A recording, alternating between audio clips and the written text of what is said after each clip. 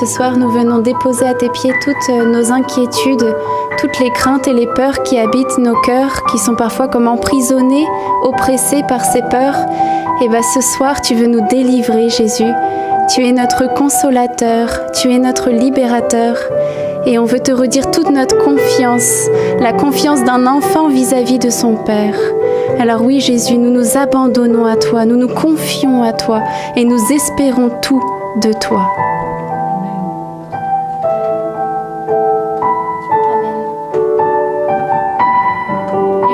La grâce que ce saint qui est entré au ciel il y a quelques temps mais qui a été canonisé aujourd'hui veut nous partager cette grâce de la confiance, cette grâce de l'abandon, du lâcher prise. Ça veut dire qu'on ne maîtrise pas tout, mais le Seigneur nous invite à choisir la confiance, parce que lorsque nous marchons avec lui, c'est une condition, lui faire confiance, comme un enfant qui fait confiance à son père et à sa mère. Il est pris par la main et parfois il l'emmène dans un chemin, dans un lieu peut-être qu'il ne s'attendait peut-être pas, mais parce qu'il est avec son père, alors il a confiance. C'est cela, le Seigneur nous invite à lui faire confiance, quels que soient nos états de vie et les choses que nous traversons.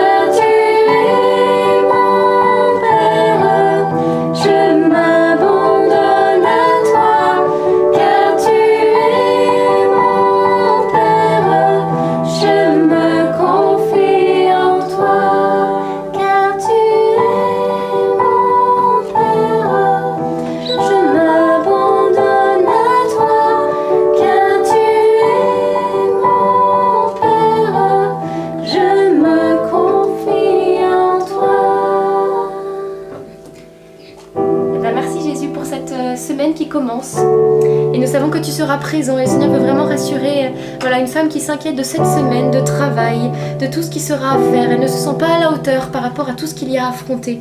Jésus te dit confiance, parce que ma force sera avec toi. Je serai là, je te fortifierai, mon bras fortifiera ton courage. Et tu viens également rassurer une personne qui est vraiment en perte de repère, qui ne sait pas trop dans sa vie où aller, comment faire, qui est perdue tout simplement. Jésus, tu es notre repère. Tu as dit que ton bâton est là pour nous guider, pour nous rassurer, pour nous consoler. Ce soir, tu viens rassurer, consoler cette personne.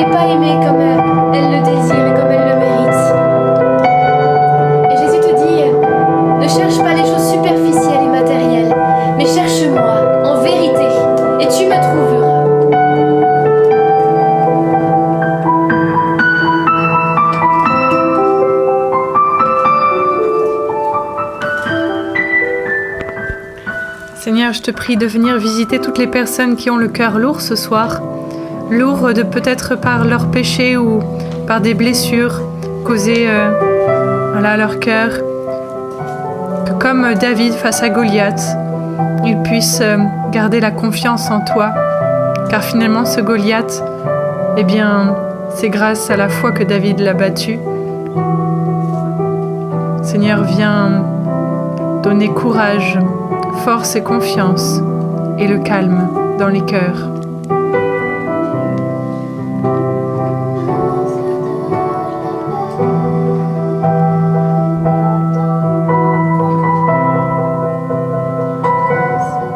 Merci Jésus parce que tu en relèves plusieurs parmi nous qui étaient à terre, découragés, dans cet état de tristesse, parfois même de dépression. Et tu veux ce soir nous relever, tu dis ma fille, mon fils, je suis là, je suis ton sauveur. Relève-toi. Ma main sera là, à tes côtés. Mais choisis la vie. Je mets devant toi la vie et la mort. Choisis la vie. Choisis l'amour. Choisis le pardon.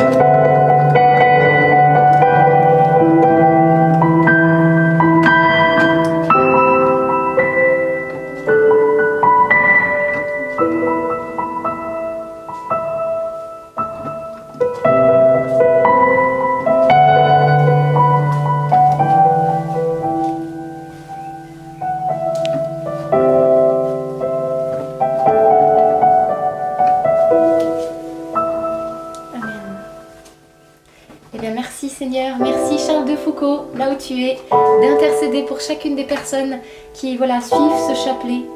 Vraiment, toutes vos prières sont entendues. Beaucoup prient pour les familles, pour les membres de nos familles qui sont loin, pour ceux qui sont malades. Eh bien, toutes ces prières montent vers le Seigneur. Ne vous inquiétez pas, tout est entendu. Et en son temps viendra la récolte, en son temps viendra la moisson.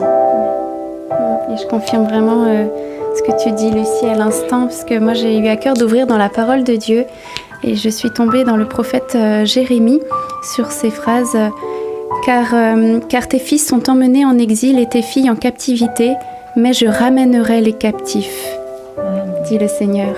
Alors je crois effectivement que beaucoup peut-être ont confié au Seigneur des membres de leur famille peut-être qui sont loin, qui sont comme en exil et sont sur peut-être un mauvais chemin pour le moment, mais ne vous découragez jamais parce que le Seigneur est un Dieu de libération et c'est un sauveur, notre Dieu. Il vient sauver, il utilise chacune de nos prières. Alors continuez de prier pour vos enfants, continuez de prier pour vos proches. C'est beau parce que Charles de Foucault était un captif, il était un exilé et finalement il a trouvé le cœur de Dieu. Et je crois aussi que Charles de Foucault a beaucoup prié pour la conversion des musulmans, hein, il me semble. Et alors j'avais entendu dire qu'il avait, de son vécu, vu très peu de conversions, mais ça ne le décourageait pas. Il continuait de prier, et d'être un témoignage pour eux. Et c'est après sa mort apparemment qu'il y a eu des conversions à foison. Donc on va prier vraiment Saint Charles de Foucault d'intercéder puissamment pour les membres de vos familles qui ont besoin de se convertir au Seigneur.